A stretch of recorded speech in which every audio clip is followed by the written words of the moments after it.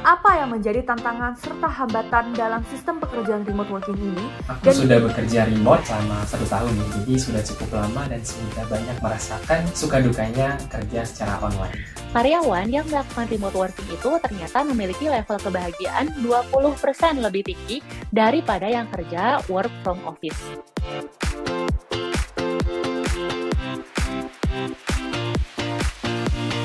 Hai Changemakers, selamat datang di Check In with Changemakers for a Better World. Tontonan seru yang bakal bikin kamu, hah? Masa sih? Masa? Oh, gimana kabarnya Changemakers semua? Semoga tetap sehat dan dijauhkan dari rasa stres. Tapi aku dengar-dengar stres itu makin lama makin merajalela, apalagi salah satunya itu masalah kerjaan. Mulai dari bos yang nyebelin. Nama yang ngasih presentasi siapa itu? Namanya? Udah ketemu? Sampai pulang pergi macet. Katanya bikin stres banget gitu aku dengar dari teman-temanku. Sampai mereka pada mau resign dan cari kerjaan remote working. Atau tuh bahasa bekennya itu work from anywhere. New spaces pop up in the area and they all seem to be busy. But if you don't like co-working spaces, you can always work from home or from a cafe. Tapi emang iya ya, kerja remote working, work from anywhere, itu bakal bikin kita jauh lebih bahagia dibanding pergi ke kantor. Sebelum kita lanjut, jangan lupa teman-teman download aplikasi Campaign for Change di App Store atau Google Play.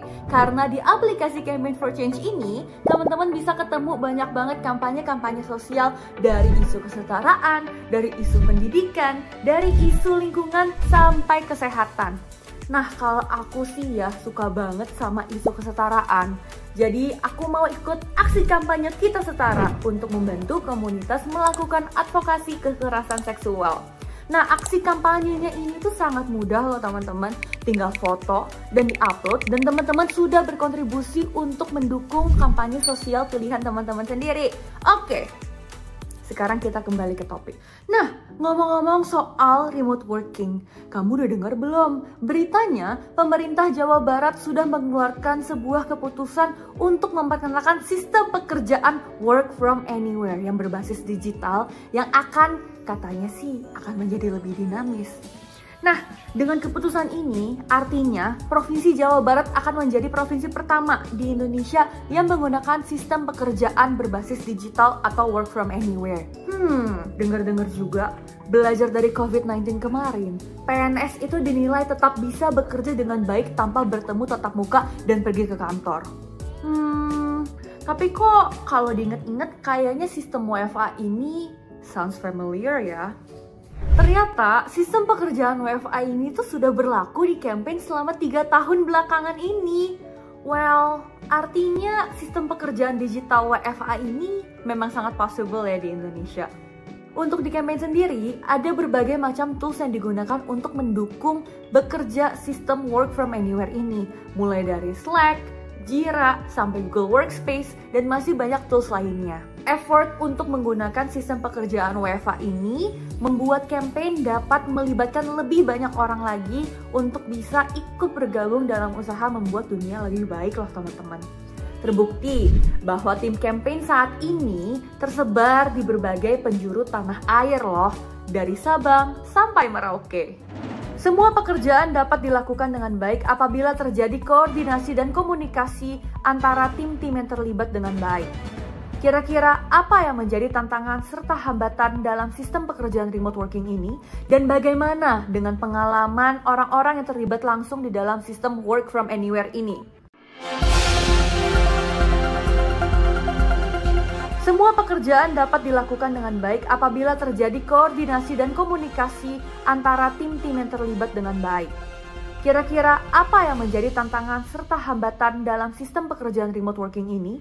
Dan bagaimana dengan pengalaman orang-orang yang terlibat langsung di dalam sistem work from anywhere ini? Telah terhubung bersama kami di Studio 1 dengan Kakak Intan yang berada di Medan dan Kakak Lingga yang berada di Lombok. Kakak Intan dan Kakak Lingga, waktu dan tempat kami berikan. Aku sudah bekerja remote dari rumah kurang lebih selama 1 tahun ya, jadi sudah cukup lama dan sudah banyak merasakan suka dukanya kerja secara online. Saya menjalani remote working sejak Maret 2020 hingga saat ini. Bekerja secara remote memudahkan kita untuk fleksibel, namun tetap bertanggung jawab pada tugas-tugas yang kita ampuh. Kerja remote itu kita bisa kerja dari mana aja, yang penting ada jaringan internet. Tentunya bagaimana sih kita bisa berkoordinasi dengan teman-teman satu tim, di mana kita berkoordinasi satu sama lain dengan waktu dan tempat yang berbeda-beda, namun tetap punya satu tujuan. Untuk tantangannya pastinya dalam mengatur waktu ya, manajemen waktu, karena kita harus tahu nih kapan teman kita available gitu untuk kita kontak dan berdiskusi terkait pekerjaan. Mulai mengatur jadwal ya, jadi kapan waktunya bekerja, kapan waktunya mungkin teman-teman ingin berolahraga, makan dan sebagainya, supaya nanti teman-teman bisa mudah dalam mengatur waktu untuk bekerja dan berkegiatan lainnya. Nggak cuma kerja dari rumah ya, tapi coba eksplor tempat-tempat baru di sekitar tempat teman-teman. Sekiranya nyaman lah untuk teman-teman kerja supaya nggak bosan dan merasa tertekan gitu kalau kerja dari rumah terus. Tentunya yang pertama, pahami dulu nih tools-tools yang akan digunakan dalam bekerja remote. Yang kedua, teman-teman harus bisa berkomitmen dan bertanggung jawab atas tugas-tugas yang teman-teman akan jalani secara remote. Yang ketiga, teman-teman bisa berkomunikasi dan juga berkoordinasi dengan member ataupun tim lain yang terkait dengan pekerjaan teman-teman. Wah, setuju banget nih sama statementnya Kak Intan dan Kak Lingga. Kalau misalnya remote working itu semuanya tentang bebas tapi bertanggung jawab, change maker. Artinya, time management kamu tuh dibutuhkan karena kamu bisa bekerja dari manapun sampai ke ujung dunia asalkan tanggung jawab dan pekerjaan kamu itu dapat selesai. Sama seperti Kak Adam, Kak Agung, Kak Uli, dan Kak Ica. Mereka sampai pernah sebulan bekerja di Bali bersama loh. Seru banget kan? But anyways, makin kesini memang sepertinya gaya bekerja digital ini semakin merajalela ya. Contohnya di Bali aja kita bisa lihat banyak teman-teman bule yang bekerjanya itu remote working atau nomad. Jadi dapet banget ini work-life balance-nya. Mungkin tim campaign juga bisa nih ya ikutan work from Bali dengan sistem seperti ini. Lumayan lah work-life balance untuk hashtag mental health generasi now. Nah, ngomong-ngomong soal mental health nih, kayaknya kurang afdol ya kalau misalnya kita nggak ngobrol atau denger langsung dari orang yang memang ahli kesehatan mental. Kali ini kita mau tanya-tanya langsung dengan salah satu ahli kesehatan mental, yaitu CEO dan founder dari Asa Berdaya yang merupakan seorang psikolog, Mbak Adriana Amalia.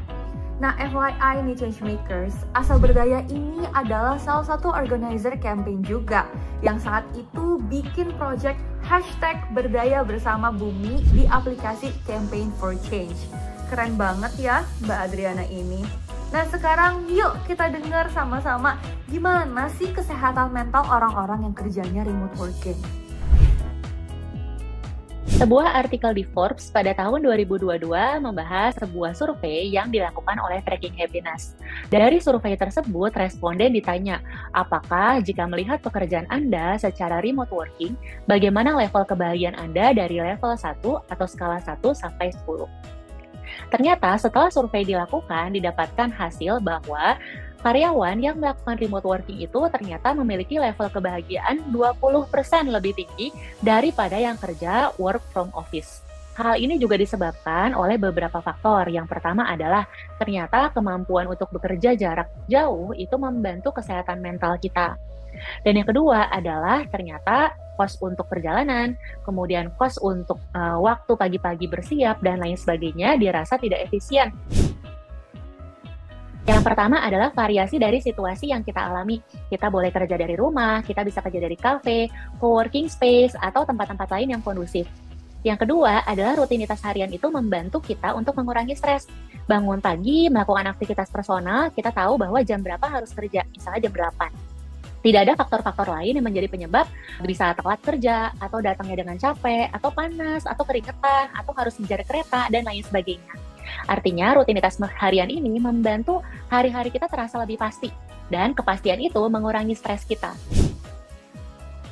Tips-tips untuk mengelola stres ketika remote working. Yang pertama adalah kita wajib membuat psychological contract. Psychological contract adalah kesepakatan psikologis yang kita buat bersama dengan tim kerja kita. Misalnya adalah, kalau saya nyari-nyari kamu, bukan berarti saya nggak percaya, tapi saya perlu akuntabilitas kamu. Atau ketika misalnya nggak dibales gitu ya, nggak dibales chat, berapa lama sih harus membalas chat pekerjaan? Dan kalau udah lebih daripada waktu tersebut, apakah kita boleh telepon atau cari lebih lanjut? Kemudian selanjutnya adalah mengelola komunikasi yang transparan, kemudian yang ada kejelasan, dan availability online-nya tadi. Kemudian bersikap profesional bahwa dimanapun kita berada, kita sedang bekerja. Yang ketiga adalah tetap terhubung dengan teman. Meskipun di remote working, biasanya kita berkoneksi atau berinteraksi hanya urusan pekerjaan, kita perlu juga loh membangun situasi yang nyaman dalam bekerja di luar pekerjaan kita. Wah, very insightful ya yang memang sudah diungkapkan oleh Mbak Adriana. Aku setuju banget kalau misalnya mau WFA, mau WFO, semuanya ini memiliki keunikan masing-masing yang tentunya harus bisa kita manage sendiri.